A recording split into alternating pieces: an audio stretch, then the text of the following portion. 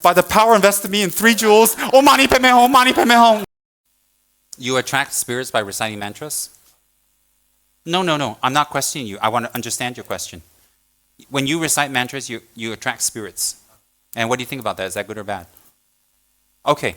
If it's bad, then you recite your mantras really loud and you tell them to buzz off. And if you're attained, they will buzz off. If you're not, they're going to bug you more. So what you do is when you recite mantras, you generate loving compassion and you realize they become spirits due to the force of their miserliness, stinginess, and their attachment to wealth and money and prestige. And because of that great attachment that they've habituated their whole life, when they die, these people become spirits, very attached. So therefore, these type of people become spirits and they're still attached to that. So when you fight them back or you hurt them back, they become even more vicious if you're not realized, So in the case of spirits for ordinary clowns like all of us, what we do is when they come to us, we immediately think about our yidams. If our yidams Lama Tsongkhapa, we focus and meditate on Lama Tsongkhapa and relax and develop compassion towards them. Because usually, and people are very angry, you say, I'm sorry. They calm down. So with the case of spirits, the best practice for ordinary beings like us is not to generate anger or to repel them. What you do is immediately you generate compassion. Compassion based on what? They're a spirit and you're not. They harm, you don't. They can't eat or drink or have company and have love. You can. And their result resembles the cause. So if they're a spirit always wanting things and they can't get it, it must be their previous life is extremely miserly and very selfish and they're attached to their possessions. And so therefore they become spirits. They linger around places that they're attached to. It could be a people, it could be a person, it can be a thing, it could be possessions. It can be revenge. So with these kind of beings, what you do, the best thing to do is this, is immediately develop compassion. Instead of being afraid of them, because maybe they're not there to harm. Maybe they were there before you. Maybe that's where they died. Maybe they were there for 300 years and you're the invader, not them. So what you do is the best method immediately is to take refuge. Take refuge means surrender to an enlightened being and relax. Come under their protection. And then, with great compassion, you think about their level and you generate compassion towards them. And you know what's happening? Contrary to what we're used to, si hantu, si bomo, si Tibetan Lama, mi zung Lama, you say. Contrary to your normal belief, bless them. They're suffering. They are suffering.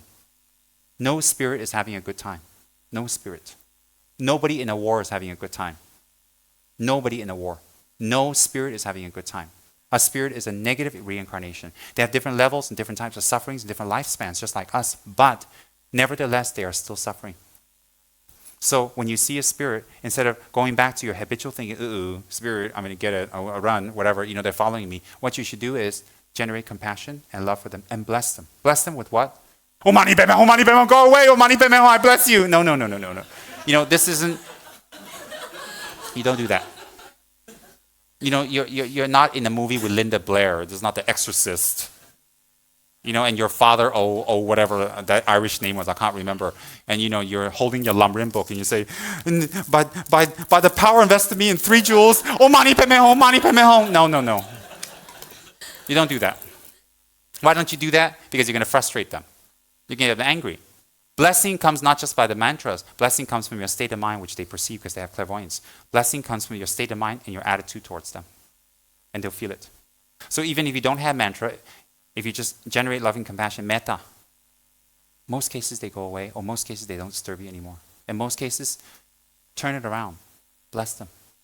Why do you only bless humans that you can see? Why don't you bless non-humans who are suffering also? Even animals.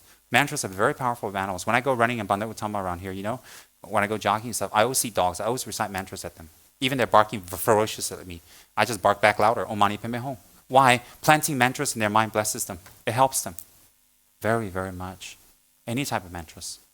So therefore, when we recite mantras and you attract spirits, I don't know what mantra you're reciting. Om, all the hantus come to me, Hong Pe. That must be that mantra.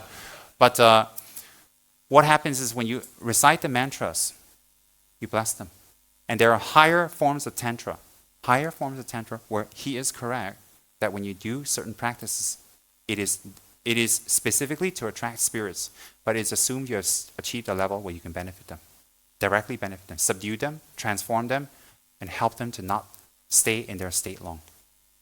There are there are beings like that, definitely. There's a certain tantra called Jut. Jut practice is very powerful, and when you do that, the minute you do that, spirits will come. You'll hear things move. You'll hear if you're accomplished, you hear things move. You hear strange sounds. The energy changes. There's a lot of spirits around, and seasoned practitioners like His Holiness Kyabje Rinpoche, my guru, His Holiness Kyabje Rinpoche, when he did Jut, you would hear noises in the back all the time. It was really weird, and the spirits would come, and he would make offering to them. Why? Make them happy, to give them something that no one gives them. Because usually when a spirit sees us, we run. They don't like us, or they can't see us. They don't get love. They don't get affection. They don't get anything. All they get is fear, hatred, and people using bomos and magic to dispel them. And it makes them more angry. Think from their perspective. They were you. You can be them. They have a lifespan just like you. So you have to understand the nature of the spirits. But there are certain spirits that are inherently very violent and very evil. They've been like that for hundreds of years. There are things. And in those cases, you have to use more fierce means to subdue them. Just why? Out of the compassion of not letting them do more negative karma to harm others. Collect more negative karma to stay in their state longer or take rebirth again as a spirit. So there are forceful mantras.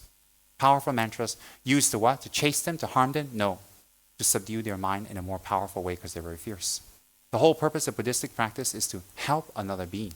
The whole practice. There's no practice that chases or scares or damages another being, human and non-human. The whole basis of Buddhistic practice is to benefit even spirits. And if we can reach that level where even spirits, we overcome, we can be afraid, but we can still be compassionate. We can still be kind because we can develop that kind of mind. So therefore, when the spirits come, when the spirits are there, instead of being afraid, take that as an opportunity to generate compassion. Maybe you'll be the difference in their lives, that they stop doing harm to others. So in that way, it's very beneficial. Change your perspective. Change your motive. Look, we've been here for 2 hours. Listen to all the knowledge you got. Even how you view certain things that culturally you've been afraid of, spirits. You can change your thoughts by wisdom, by Buddha's wisdom. This is what I mean about Dharma. You learn a lot. So instead of consistently being in fear out of ignorance, like a rope coil in a corner of a room and it's dark and you think it's a snake. And you have everything you fear about is a snake, and you walk around that room, you run to the other side, maybe you call the fire department, or you call everybody, or the way you react to it is it's a real snake because that's what you perceive. When you turn on the lights, you feel ridiculous. And if your friends there, they're probably laughing at you. Similarly, we have a perception about spirits, and it's only one-sided. They're harmful, they're bad, they're evil, and I want them out of my life. No, we shouldn't think like that. Harmful things that come into our life are not necessarily harmful. They can transform us. They can be a cause for us to generate a stronger and better mind. And we can do that with spirits. I mean, you don't run around, at our level, you don't run around and say, come, I'm going to transform and bless you. You're going to have a menage a trois of spirits, The whole circus shows up, and that's it. Some of them are pretty scary.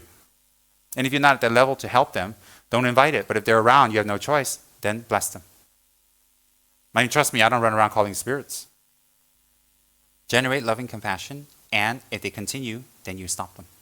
You stop them either by your meditations, by your mantras, soliciting your Dharma protector. Or, if you're not capable, you ask your Lama to exercise. But you have to check the situation. It's the same. Good or bad, you generate loving compassion. Good or bad.